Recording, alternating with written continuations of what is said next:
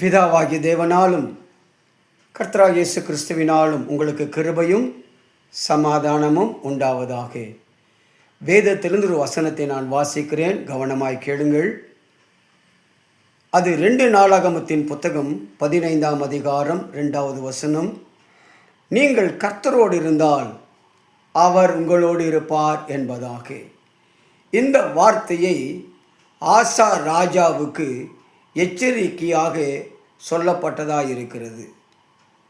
வசனம் 4 நீங்கள் படித்து பாருங்கள். அவன் நெருக்கத்தில் இஸ்ரவேலின் தேவனாகிய கர்த்தரிடத்திற்கு திரும்பி தேவனை தேடின போது கர்த்தர் அவர்களை விடுவித்தார் என்பதாக. இன்று நமக்கு ஆவியானவரால் எச்சரிக்கை செய்யப்படுகிறோம். அநேக வேளைகளிலே நாம் சொல்வது உண்டு, எனக்கு என்னங்க குறை, எங்கள் அப்பா அம்மா இருக்கிற வரைக்கும் நான் கவலையே பட மாட்டேன். அல்லது சிலர் சொல்லுவாங்க, எனக்கு சகோதரர்களும் சகோதரிகளும் என் கூடவே இருக்கிறாங்க. இன்னும் சிலர் சொல்லுவாங்க, உயர்ந்த பதவியில் இருக்கிற மேன்மக்கள் எங்களோடு கூட இருக்கிறார்கள் என்பதாக. இன்னும் சிலர் சொல்லுவாங்க, நான் கஷ்டப்படும் போது, நான் வேதனைப்படும் போது எனக்கு உதவி செய்வதற்கு தனவான்கள் இருக்கிறார்கள் என்று சொல்லுவார்கள். ஆவிக்குரிய தேவ பிள்ளைகள் சொல்லுவாங்க, நான் கூப்பிட்டதுமே வருவதற்கான வல்லமையான ஊழியர்கள் என்னோடு கூடவே இருக்கிறாங்கன்னு அவங்க சொல்வதை நம்ம கேட்டிருக்கிறோம். நல்லது தான், நான் இதை இல்லை என்று நான் மறுக்கவில்லை. ஆனால் இவர்கள் எல்லோரும் ஒரு காலகட்டத்தில் நம்மை விட்டு தூரமாய் போய்விடக்கூடும். அப்படி இருந்தாலும் நமக்கு கிடைப்பது அற்ப சந்தோஷமே. எனக்கு அன்பான பிரியமான என் அன்பு கர்த்தருடைய பிள்ளைகளே, நம்மை படைத்த தேவன் நம்மோடு இருக்கணுங்க. அவர் இருந்தாதான் நமக்கு பாதுகாப்பு, அவர் இருந்தாதான் நிரந்தரமான ஆசீர்வாதம், அவர் நம்மோடு கூட இருந்தாதான் மெய்யான சமாதானம். ஆகவே சங்கீதங்களின் புத்தகம் 32:8 வாசித்து பாருங்கள். அவர் நமக்கு போதித்து நமக்கு வழிகாட்டுகிறவராகவும் நல் யோசனைகளை எடுத்து கூறுகிறவராகவும் இருக்கிறார் என்று சொல்லி சங்கீதக்காரன் சொல்லுகிறான். இந்த தேவனை என்றும் தேடினால் அவர் நம்மை விடுதலையாக்குவார். அவர் நம்மோடு இருக்க வேண்டுமானால் நாம் அவரோடு கூட இருக்கணுங்க. யோவான் 15ஆம் அதிகாரம் 4 நீங்கள் வாசித்து பாருங்கள். இயேசுவானவர் கூறும்போது, நீங்கள் என்னில் நிலைத்திருந்தால் நானும் உங்களில் நிலைத்திருப்பேன் என்பதாக. நாம் உலக மனிதர்களோடு நிலைத்து வாழ வேண்டும் என்று ஆசிக்கிறோம், நல்லதுதான். ஆனால் நாம் ஆவியானவரோடு கூட பிதாவோடு கூட இணைந்திருக்கிறது அதிக அவசியமாக இருக்கிறது என்பதை இந்த பகுதி உணர்த்துகிறது.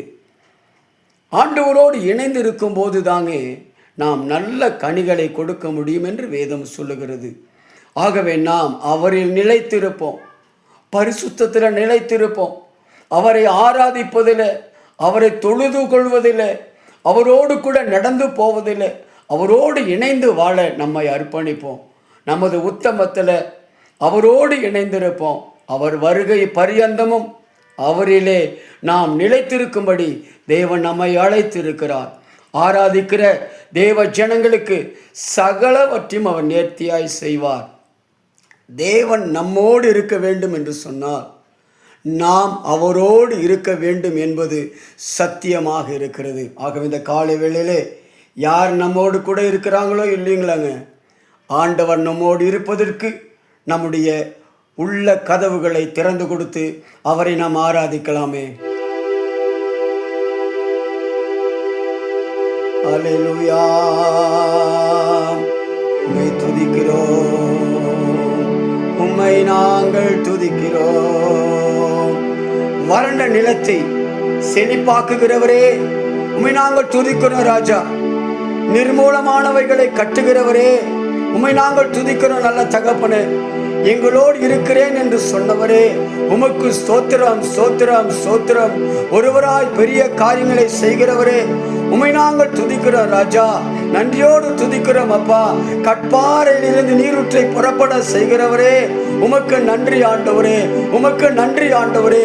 எரிகோ கோட்டையை வீழ்த்தினவரே, உமக்கு ஸ்தோத்திரம் ஸ்தோத்திரம் ஸ்தோத்திரம் ஸ்தோத்திரம்.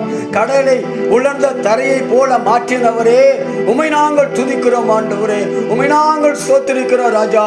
உமக்கு நன்றி, உமக்கு நன்றி தகப்பனே, உமக்கு நன்றி சொல்கிறோம். நித்திய பிதாவே, சமாதியின் தேவனே, உமக்கு நன்றி சொல்கிறோம். அல்லேலூயா.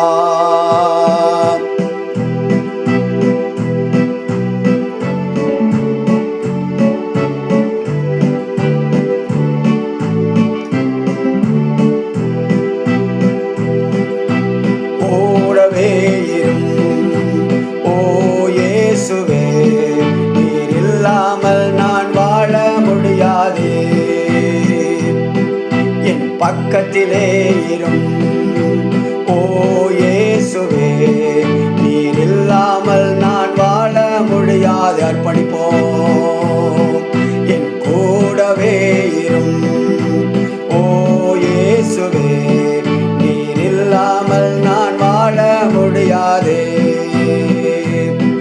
என் பக்கத்திலே இரும் ஓ இயேசுவே, நீர் இல்லாமல் நான் வாழ முடியாது.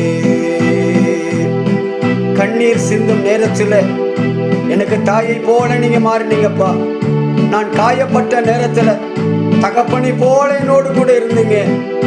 எனக்கு அப்பாவும் நீங்க தான், எங்க அம்மாவும் நீங்க தான். என் வாழ்க்கையில நீங்க ஒருத்தர் மாத்திரம் இருந்தா போதப்பா, நான் எல்லாவற்றையும் கடந்து போக நான் கிருபை பெற்றுக் கொள்வேன் என்று சொல்லி. அல்லேலூயா. கண்ணீர் சிந்தும் நேரத்தில் நீ தாயுமாயினேன், காயப்பட்ட நேரத்தில் நீ தகப்பனானே. வாய்த்தரம் சொல்வோம். கண்ணீர் சிந்தும் நேரத்தில் நீ தாயுமானிரேன், காயப்பட்ட நேரத்தில் நீ தகப்பனானிரே. என் அம்மாவும் நீரே, என் அப்பாவும் நீரே, எனக்கு எல்லாமே நீங்க தானப்பாமே. என் அம்மாவும் நீரே, என் அப்பாவும் நீரே, எனக்கு எல்லாமே நீங்க தானப்பா. என் கூடவே இரும் ஓ இயேசுவே, நீர் இல்லாமல் நான் வாழ முடியாது.